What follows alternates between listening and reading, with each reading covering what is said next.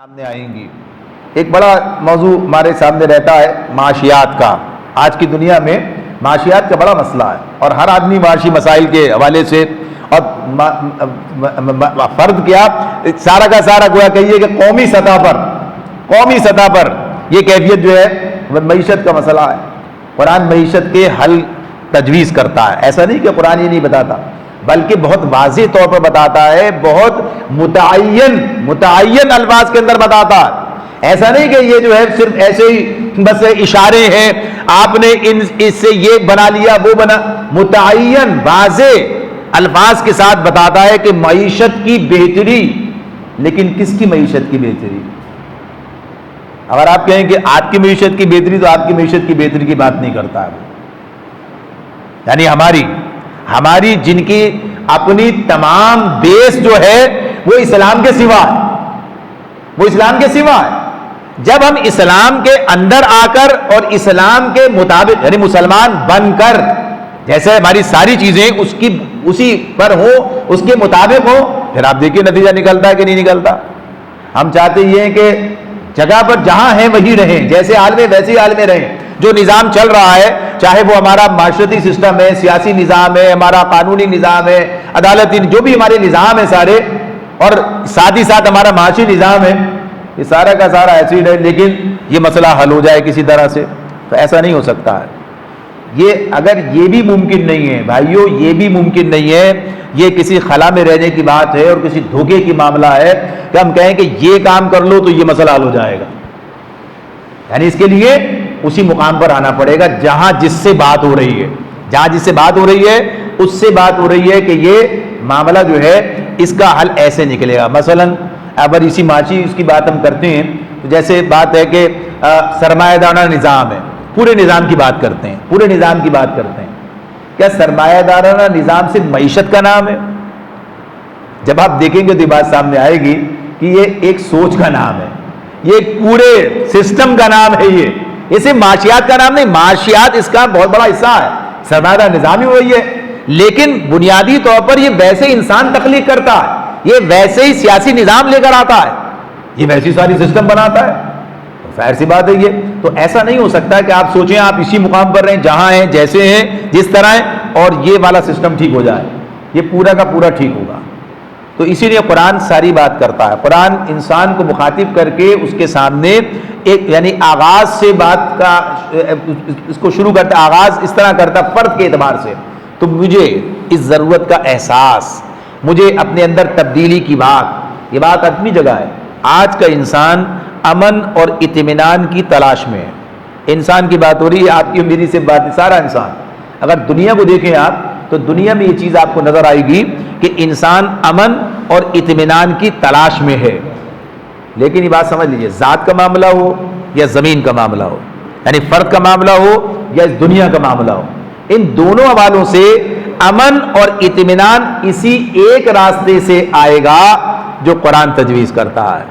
یہ بات آپ کے سامنے واضح ہو جائے گی، یہ بات آپ کے سامنے بالکل دو ٹوک انداز میں آ جائے گی، اور جو سب سے اہم بات ہے اسے سب سے آخر میں رکھا ہے، اسی لیے کہ وہ اثر ذہن پر قائم رہے، یعنی وہ چیز کہ سب سے بڑا معاملہ کیا ہے جو یہ قرآن بیان کرتا ہے، آخرت۔ سب سے بڑا معاملہ کیا ہے؟ سب سے بڑا معاملہ آخرت ہے، سب سے بڑا گول آخرت میں کامیابی ہے، سب سے بڑا ہدف آخرت کے اندر کامیابی ہے۔ ابھی ہم پڑھے، نماز میں پڑھی ہم نے آیت، اس میں کہا اصحاب الجنتی ہم الفائزون، اصل میں کامیاب تو وہ لوگ ہیں جو جنت میں داخل کر دیے گئے، اور جنت کہاں ہے؟ آخرت میں ہے، آخرت میں۔ تو یہ بات اپنی جگہ ہے کہ جنت یہ ہمارا اصل ہدف ہے، آخرت جو ہے کامیابی، اور یہ کامیابی کہاں؟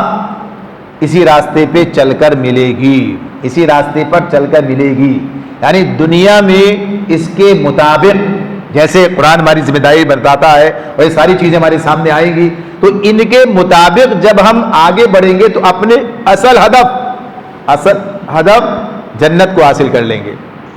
قرآن اصطلاحات استعمال کرے گا، اب آخرت کے والے سے یہ فلاح اور خسران، فلاح کامیابی اور خسارہ، یہ دونوں اس طرح ہیں، دنیا آخرت دونوں کے حوالے سے استعمال کرے گا. تو فلاح کا حقیقی تصور، فلاح کا حقیقی تصور، کامیابی کے ہمارے اپنے تصورات ہیں، ہمارے اپنے تصورات ہیں. کسی کے نزدیک کامیابی کوئی چیز ہے، کسی کے نزدیک کامیابی کوئی چیز ہے. الگ الگ عنوانات ہو سکتے ہیں شعور کے حوالے سے، دیگر اور پیمانوں پر. لیکن کامیابی کا اصل تصور جو قرآن ہمارے سامنے پیش کرتا ہے وہ ایک مکمل تصور ہے، وہ نامکمل نہیں ہے.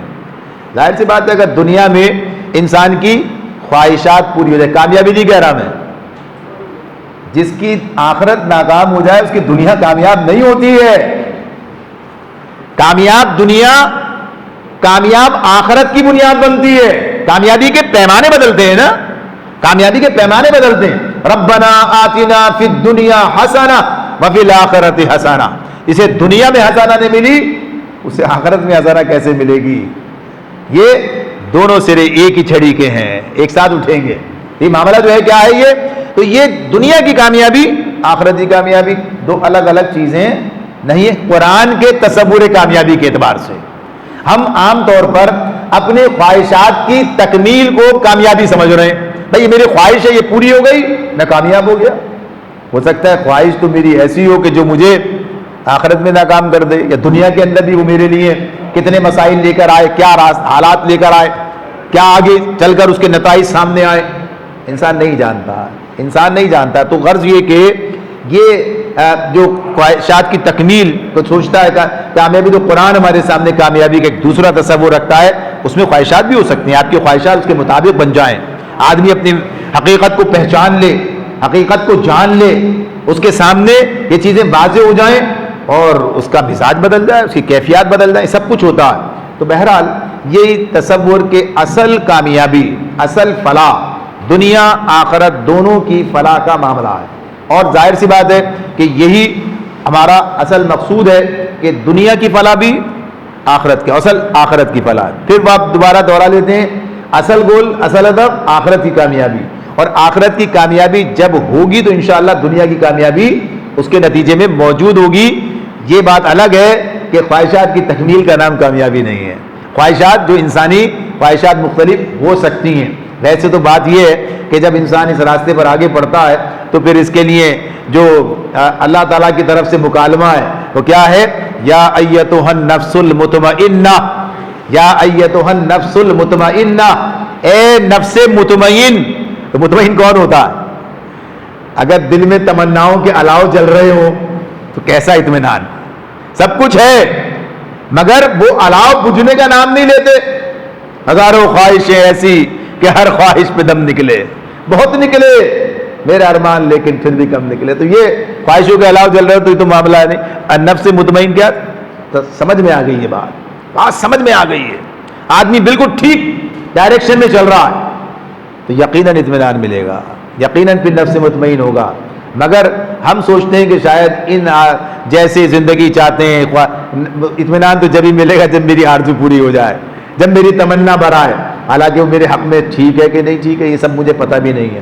اور میں الگ ہو کر بالکل اس کے ساتھ جو معاملات کرنا چاہتا ہوں وہ یہی ہے کہ قرآن جو ہے میری یہ ضرورت پوری کرے اور یہ میرا مسئلہ حل کرے. لیکن میں قرآن جس مقصد کے لیے اس سے واقفیت اور سب کے اس مقام پر پہنچ کر کہ جہاں وہ میرے مسئلے حل کرتا ہے اس تک پہنچنے کے لیے تیار نہ ہوں.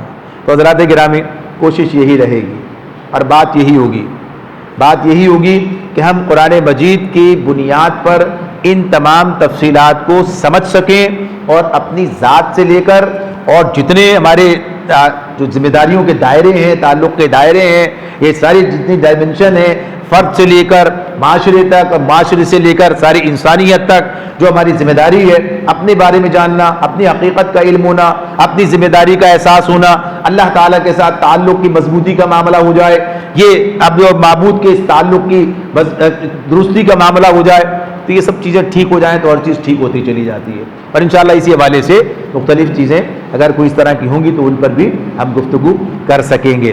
اب اس کے بعد باقی کچھ چیزیں اور یعنی اس پروگرام کے حوالے سے اوقات کے معاملات ہیں، اس پر آپ حضرات بات کر سکیں گے درمیان میں یا منتظمین سے ہو سکے گی.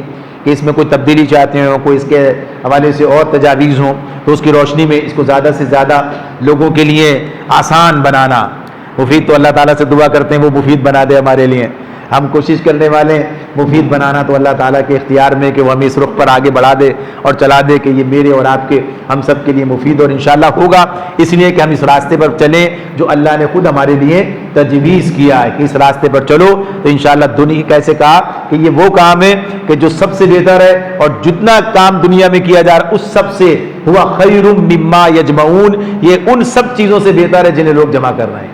تو یہ تو اپنی جگہ پر بات ہے کہ بہترین وقت کا استعمال، بہترین کام اور بہترین اس کے پھر نتائج بھی ہیں۔ باقی انتظامی معاملات کے اعتبار سے چیزیں ہیں ان پر گفتگو ہو سکتی ہے اور اس کے اعتبار سے اس کو آسان بنایا جا سکتا ہے۔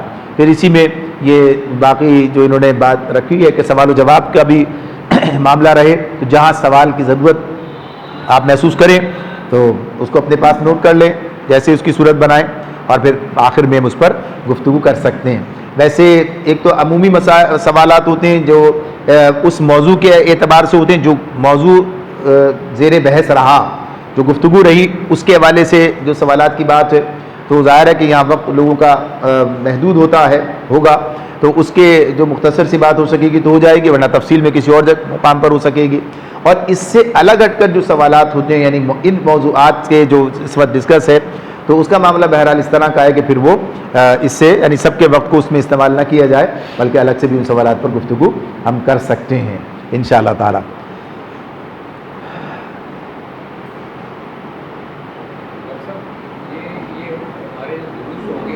جی السلام علیکم، ہمارے جو دروس ہوں گے یہ کسی سورہ ایک سورہ ہم لیں گے پوری پڑھنے کے یا